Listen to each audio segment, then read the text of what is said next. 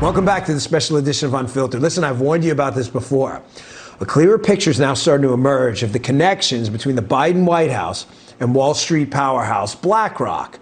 According to a new report, White House visitor logs show several BlackRock executives secretly meeting with top Biden officials. Thought they don't like the Wall Street folks, right? Isn't that what they told us? Joining me now is biotech entrepreneur and Fox News contributor Vivek Ramaswamy. Vivek, you've been all over BlackRock, Larry Fink, using their collective power of their clients' money to influence corporations. What do you think's going on with them in the White House? Is it this ESG environmental stuff? Well, look, this is crony capitalism in modern clothing, where what's happening is that government is using private actors, I believe including actors like BlackRock, to do through the back door what government cannot get done through the front door under the Constitution. And then they label it the ESG movement. They label it stakeholder capitalism.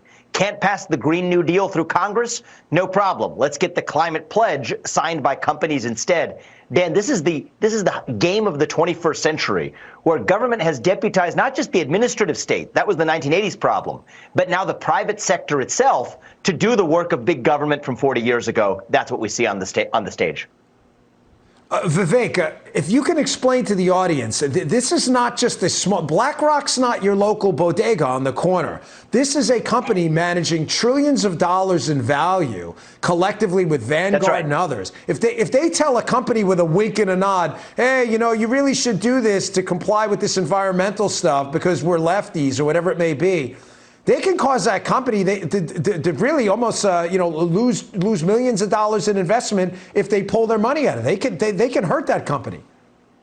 Oh, Dan, it's far more severe than just a wink and a nod. They're using their voting power as shareholders to dictate how corporate America behaves. Here's how it works in really simple terms, all right?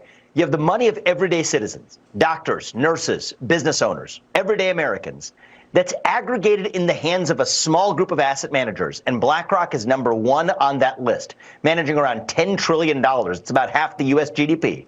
That then shows up as the largest shareholder in the boardrooms of corporate America and tells the likes of ExxonMobil or Disney or whoever it is, or Apple, that you have to adopt these emissions cuts, that you have to adopt these racial equity audits and so forth. And if you don't, then we're going to dock your pay as CEO. Then we're going to fire directors on your board. Then we're actually going to put up proxy voting proposals that mandate that you as a company behave that way. Even though most of the everyday Americans whose money they're managing, most of those Americans don't agree with those agendas. So I think that is a large-scale fiduciary breach. It is a breach of trust. And frankly, Dan, it's why I have set up a new competitor to take on these large asset managers, including BlackRock. We're actually launching an educational campaign starting on July 4th. America declared independence.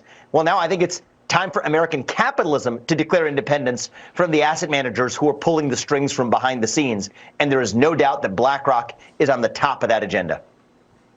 Vivek, as I said last time you were on the show, I really appreciate what you're doing with Strive. You know, we really have to construct this parallel economy. It's so critically important right now. And thanks for everything you're doing. We appreciate it. Thanks for spending some time with us.